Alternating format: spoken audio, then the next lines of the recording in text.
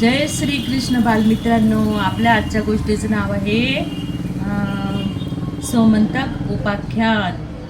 आजच्या गोष्टीचं नाव आहे 56वी. तर आपण बघितलं की द्वारकाधाम हे क्षेत्रात सत्राजित नावाचा एक राजा होता. तो सूर्यदेवाचा अनन्य भक्त होता आणि त्याच्यावर प्रसन्न होऊन सूर्यदेवाने त्याला सोमंतक मणी दिला होता. आणि हा मणी माहिती आहे का तुम्हाला?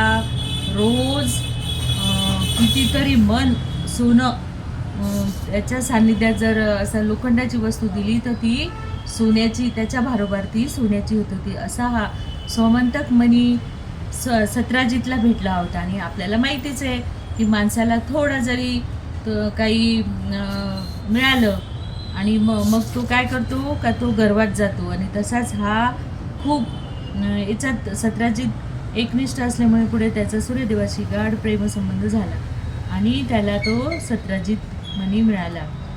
गळ्यात घालून द्वारकेत जायचा तेव्हा द्वारकेतील रहिवाशांना सूर्यदेवच भगवान श्रीकृष्णाच्या भेटीसाठी आले आहेत असे वाटायचे. श्रीकृष्ण पूर्ण पुरुषोत्तम भगवान असल्यामुळे आणि त्याच्यामुळे काय होतं की त्याच्यामुळे त्या जिथे समंतक असेल तिथं आरोग्य खूप चांगलं राहतं, तिथे कोणी आजारी पडत नाही, सुखसोयी राहतात आणि सोनं बनवल्याच्या याच्यामध्ये खूप चांगलं म्हणजे तिथे प्रगती होते. आणि असंच उग्रसेन जेव्हा द्वारकेला आल्यानंतर उग्रसेनच म्हणजे त्यांचे आजोबा कृष्णाचे नाना ते बघत होते मथुरेचा कारभार. आणि ती 18 वेळा जरासंधाने आक्रमण केल्यामुळे अर्थव्यवस्था खिळखिळीत झाली होती. म्हणून कृष्ण सहज त्या सत्राजिताला म्हणाला की तुझ्या सोमंतक महिन्याचा लाभ थोडा उग्रसेनाला पण दे, कारण तिथली पण आर्थिक अवस्था खिळखिळी झालेली आहे. आणि असा तो सहज बोलून गेला होता कृष्ण की दे, पण सत्राजित नाही म्हणाला. आणि मग त्याच्यात थोड्याच दिवसांनी काय झालं की याचा सोमंतक मणी त्याचा जो भाऊ होता सुषेण हा गळ्यामध्ये घालून जंगलामध्ये गेला. आणि जंगलामध्ये गेल्यानंतर त्याची शिकार एका सिंहाने केली, त्याला पण मारलं आणि त्याचा मणी पण घेतला. आणि हे बघितलं जांबवंतानी. आणि जांबवंत हा एक हे होता, तर त्यांनी तो मणी त्याच्याकडून घेतला त्या सिंहाला मारून आणि आपल्या गुहेमध्ये नेऊन ठेवला. आणि त्याची मुलगी होती एक जांबवंती नावाची कन्या. तर जेव्हा सत्राजितला असं वाटलं की कृष्णाने म्हटलं होतं की तू हा मणी मला दे आणि यानेच घेतला असेल, म्हणून तो सरळ सरळ याच्यावर आक्षेप घेतो की कृष्णानेच माझा मणी चोरला आणि माझ्या भावाला पण यानेच मारलं.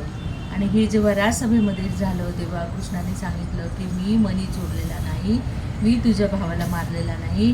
आणि मी आज तुम्हाला प्रतिज्ञा करतो की जोपर्यंत तो समंतक मणी मी परत आणणार नाही तोपर्यंत मी द्वारकेत येणार नाही. आणि त्यांनी तो पण घेऊन ते लगेच त्या अरण्यात जंगलात गेले शोधायला.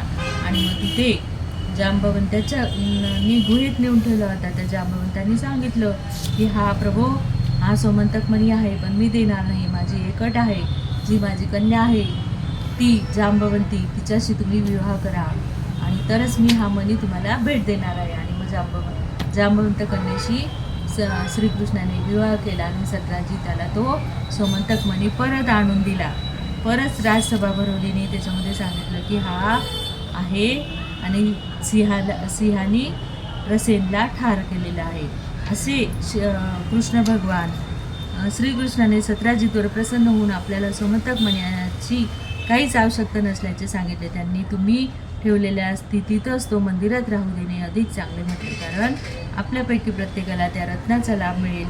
सोमंतक मणी द्वारकेत उपस्थित आल्यावर येथे कधी दुष्काळ पडणार नाही व मोठे रोग तसेच अतिशय उष्णता व थंडी याच्यापासून कधी उपद्रव होणार नाही. असा हा सोमंतक मणी होता, तो कृष्ण भगवंतानी त्या सत्राजितला वापस केला. किती छान गोष्टी आहे ना. आपण अशीच पुढच्या गोष्टीत भेटूया. जय श्रीकृष्ण.